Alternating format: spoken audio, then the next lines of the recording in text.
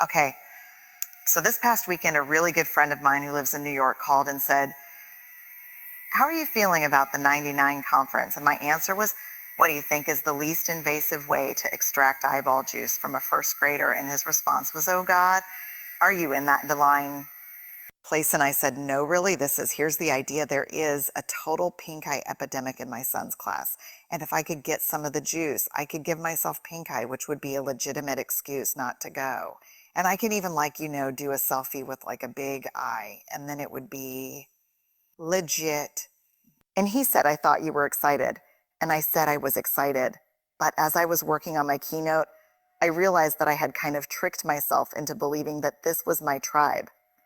And then I realized, like, my obsession with fonts doesn't really make me one of you. And he said, "Well, why did you know? What was going on when you thought you were one of them?" And I said, I don't know. I'm going to have to think about it." And he said, "You're a researcher. It doesn't necessarily mean that you're not, a creative." And I said, "No, these are the creatives. These are the people that no one sat with in high school. And then everybody wants to be when they grow up. I'm a researcher. No one sat with us in high school. No one still sits with us." So I thought about it. I thought, okay, so I'm a researcher. I studied connection. I study vulnerability. I study love. And then I realized why. I think it's because design is a function of connection. There is nothing more vulnerable than creativity. And what is art if it's not love? So it made sense to me to be here. And then I thought, okay, 99% perspiration. They said, don't talk about inspirational stuff. Talk about the how.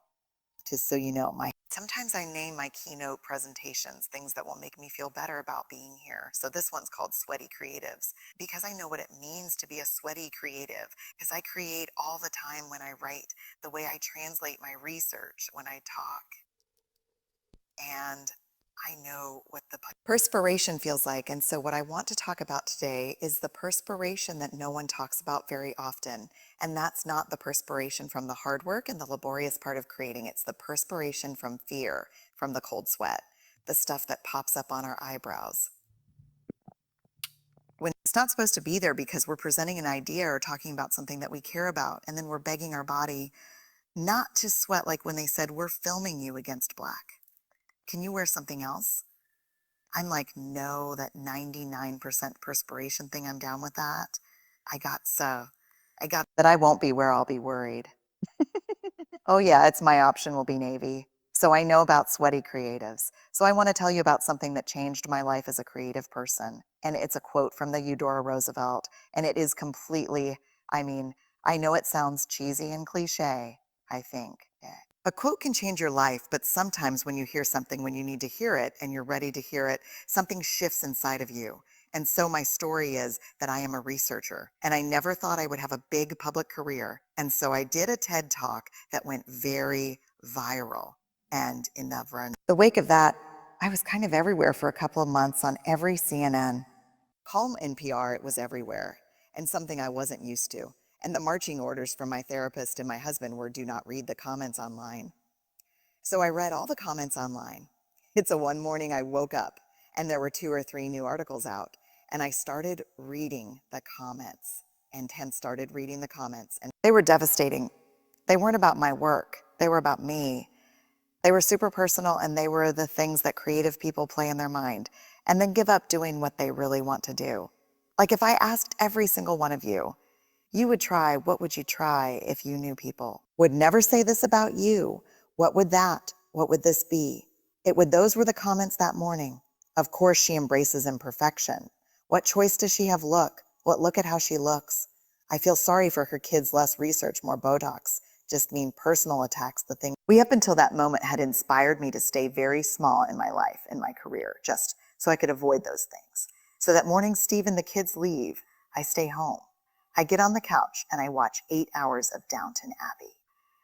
And when it's over, I don't want to turn off Downton Abbey. Because the minute you turn off Downton Abbey, then it's like soccer practice and dinner, and back to the mean people. And maybe even I get Botox, and maybe maybe if I stand still when I talk. So I get my laptop, and I do a search for who was president in the United States during the Downton Abbey era. Have you ever done that? Like you're numbing with TV or movie? And so when it's over, you just like stay in that space by like learning more about the actors and what's going on. I've been doing this long enough to know this is like you're laughing with me. So I put it in and Roosevelt comes up and a quote comes up and I read it. And this is what it says. It's a quote from a speech that he gave in the early 1900s of This Were Born. And a lot of people called them in the arena speech. And this is the passage that changes my life. It's not the critic who counts, it's not the man who points out how the strong man stumbles or where the doer of deeds could have done it better.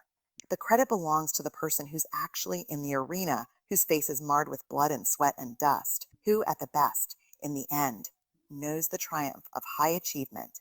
Who at worst, if he fails daring greatly. So the moment that I read that, I closed my laptop, and this is what shifted in me three huge things. First, I spent the last 12 years studying vulnerability, and that quote was everything I know about vulnerability. It is not about winning. It's not about winning. It's not about losing. It's about showing up and being seen. The second thing, this is who I want to be.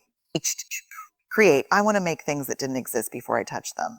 I want to show up and be seen in my work and in my life. And if you're going to show up and be seen, there is only one guarantee. And then is you will get your ass kicked.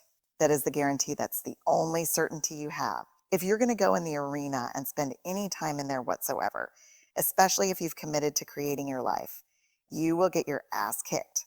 So you have to decide at that moment. I think for all of us, if courage is a value that we hold, this as a consequence, you can't avoid it. The third thing, which really set me free, and I think Steve, my husband, would argue has made me somewhat dangerous. It's kind of a new philosophy about criticism, which is this: if you're not in the arena also getting your ass kicked, I'm not interested in your feedback. I know if you have constructive information feedback to give me, I want it. Yeah, I'm going to hack it down like I'm hardwired for wrestling around with stuff like that. You say, hey, you forgot all this literature. Hey, you should have done this, or you sentence construction over here, like, let's go, let's do it. I love that. But if you're in the cheap seats, not putting yourself on the line and just talking about how I could do it better, I'm in no way interested in your feedback. So I know about the sweaty creative. And so what I want to do today is I want to talk very specifically about the arena. This is where we sweat. How many of you know this feeling by just looking at the picture?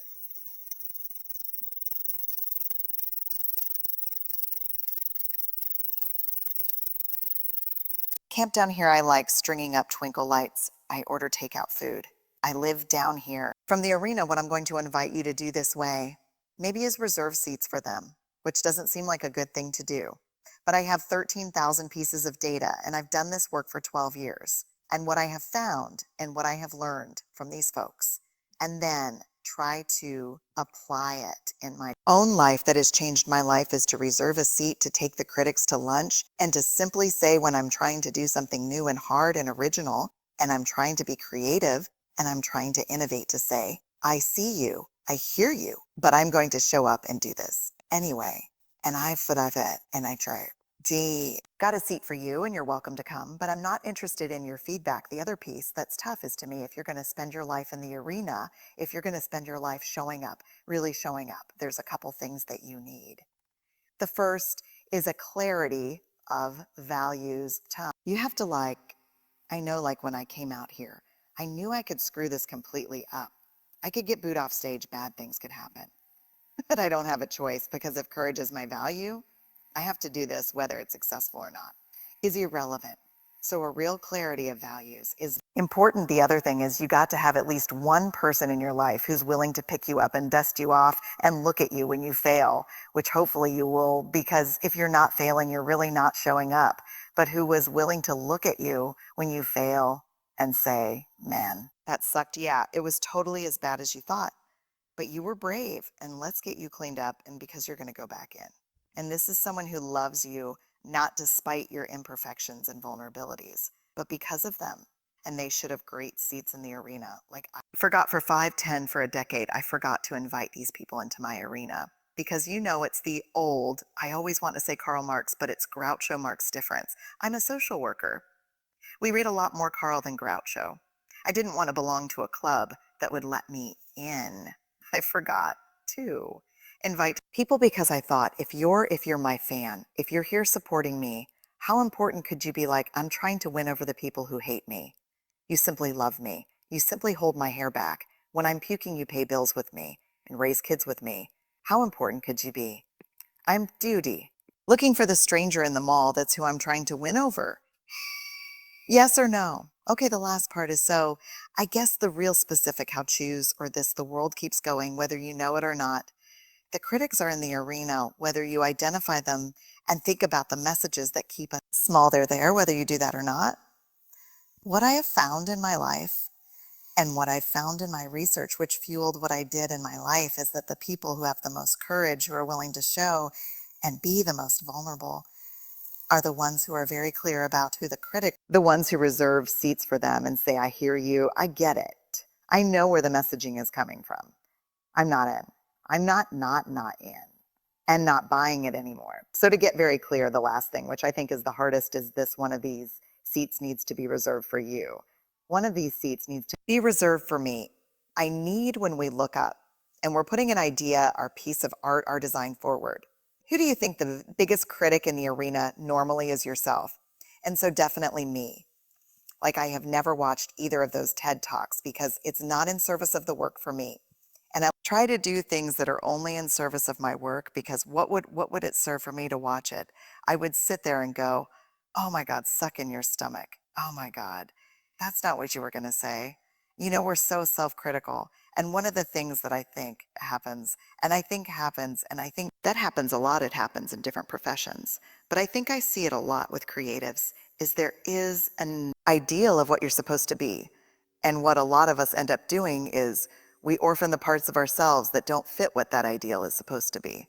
And what it leaves when we orphan all those parts of us is it just leaves the critic. And so reserved in the seed is this: where we came from, how we started our families. That's me, the oldest, of course, the lost years, the years where I was so lost and confused and hurt and disillusioned that I thought the only path to freedom was a flock of seagulls' haircut. The higher the hair, the closer to God, we say in Texas. The people who love us the moment, that make us who we are. And in that cheer should be this person, the person who believes in what we're doing and why we're doing it. And the person who says, yeah, it's so scary to show up. It feels dangerous to be seen. It's terrifying, but it is not as scary, dangerous, or terrifying as getting to the end of our lives and thinking, what if I would have shown up? What would have been different? So here's just what he creatives. Thank y'all for having me here today.